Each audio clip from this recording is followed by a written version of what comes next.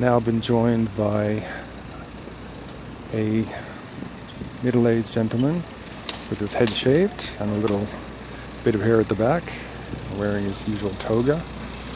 He's got some books as well. Perhaps I will speak to him. Excuse me, young man.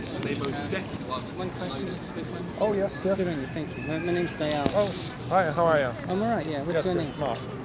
What do you do for a living? Well, at the moment, I'm looking for work. I'm doing some work at home, but I guess you could say I'm self-employed.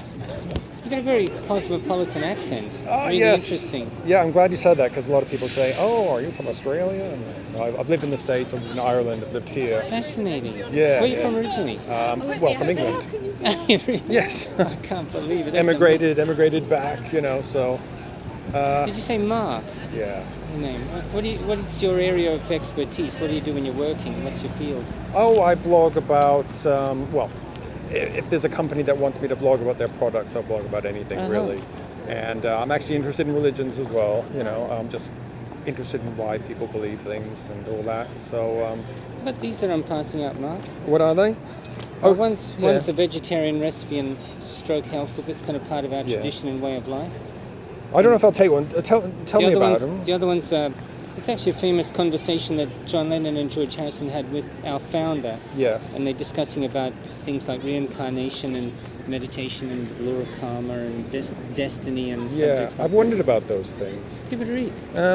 Give it a go. We don't put any price on it, but we have projects helping a lot of suffering people, so we ask if you can just give a donation. Oh, okay. I've only got plastic on me today, but I can't take it if I don't have any coins on me. But I'm happy to talk to you about it.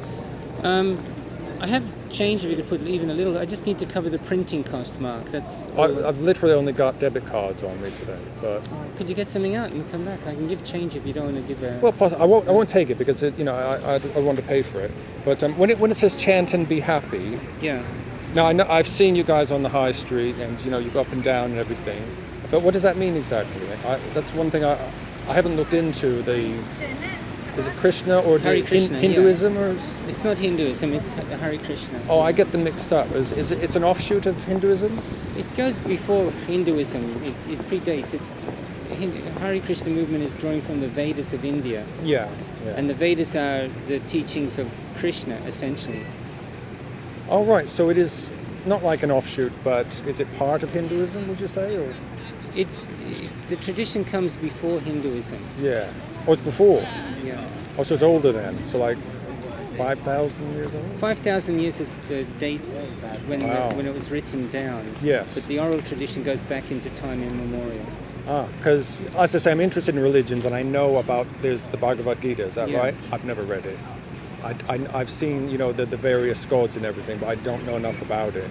But I'm interested. Come to our temple. I'm interested in it. Come to our temple and just you can have, you can explore the whole tradition to your heart's content. Is that the big house in? That George Harrison donated. Yeah. Yeah. All right. Okay. This is that's where it is. Oh yes, I have passed it.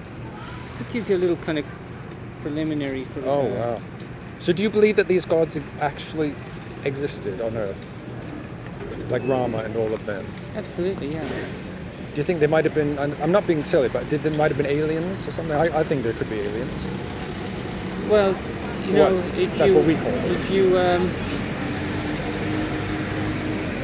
you can speculate all your life, but the truth doesn't come through speculation. Well, there has to be a little bit of, not speculation, but, just reasoning out. Yeah, of course, yeah. I couldn't just take a book on faith, really. I was brought up Christian, but in the end, the book was, to me, is probably just written by a bunch of men a long time ago with their dogma. No, you don't give up your discrimination. Yeah. But you don't. Just as blind faith is not productive, blind doubt is not productive either. There's a certain amount of faith is required before you read any book. Why would you read it if you didn't have some faith that you would benefit in some way? Yeah. But I never understood what faith meant. It doesn't mean just belief without evidence, does it? Faith, or does it? It's not a question of It depends how you define faith. There's many ways to define it. Yeah. But if you don't, they say nothing ventured, nothing gained. So you're not gonna go forth on a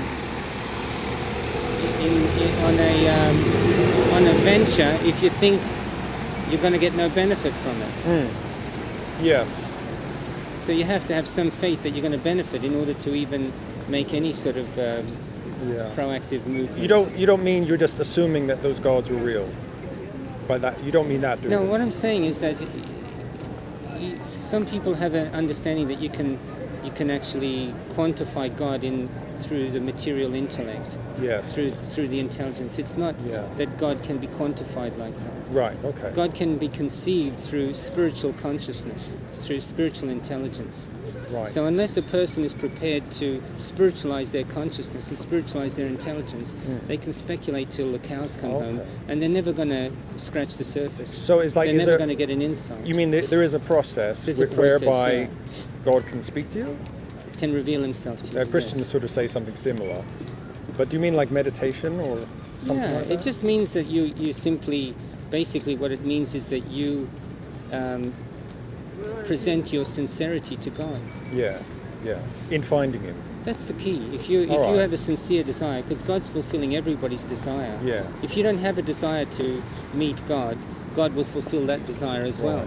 If you have a desire to sort of not believe in him, then God will fulfill that desire also. Would you say that by having a desire to talk to God, you've actually taken that leap already to say that I have no evidence for a God, but I want there to be one? Do you know what I mean? Yeah, that's fair enough. Yeah, but do you think it's right to actually want there to be a God? Because... No, there's a desire to want to know the truth. Yes. But how do you know Krishna is the truth and not say Allah? You know what I mean? It's just what I struggle with. How do I know that... I was brought up in a Christian country by Christian parents, and therefore, I prayed to Jesus up until a certain point. You see, Mark, it's not that, Krishna is the truth and Allah's not the truth. Okay. It's not that one's right and one's wrong. This is the whole fault of the Western mentality, that it's either this or is it this. Why does it have to be one or the other? Why can't it be that there's a hierarchy and Allah is one conception of God, and you have a certain level of understanding of who God is by that tradition. Oh, do you consider him an avatar? And then there's this other conception of God, and you have a much more detailed and fuller conception of God from this tradition. Do you understand? So do you actually accept Allah and God and Buddha and all of them as, like I say, I think it's avatars. Did you understand that point I just made? Well, yes. I mean, it's sort of like a pantheist view of God, in that everything can be considered, every religion can be considered part of the whole, if you like. Every bona fide religion, has different levels of information of God. Yeah, but do you think, for instance, the Muslims have they got it right or partially right? For instance, the Muslims. Well, you're moving very quickly here. I'm sorry. Because I've got a lot of questions. Yeah, but you don't ponder the answers very much at all, and then you move on to the next question. Oh, what would you like me to ponder? I can't really do it in a busy street, but I'll certainly take away, if you want me to go and think about something, one particular thing. Well, that's just that point that I made, getting to know you, right? Yeah. Different people know you differently, right? Some people know you really well, and some people only know you superficially. Yeah. So there are different religions. There are many different religions and many different traditions. Some know God very superficially, and some know God very thoroughly and very intimately and very confidentially. Okay. So that's the answer that you're looking for. So that's what I want you to ponder. All right, okay. Well, thank you very much. That's very interesting. All right, thank you.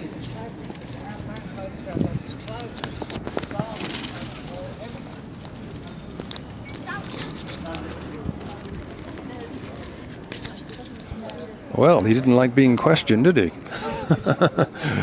That last bit, he's backed away, shook my hand, and he was gone. Very interesting. Krishna. Now I've got, what is it? Krishna, the Reservoir of Pleasure to read, and the business card of their headquarters. The question is, will I go there? Maybe I will.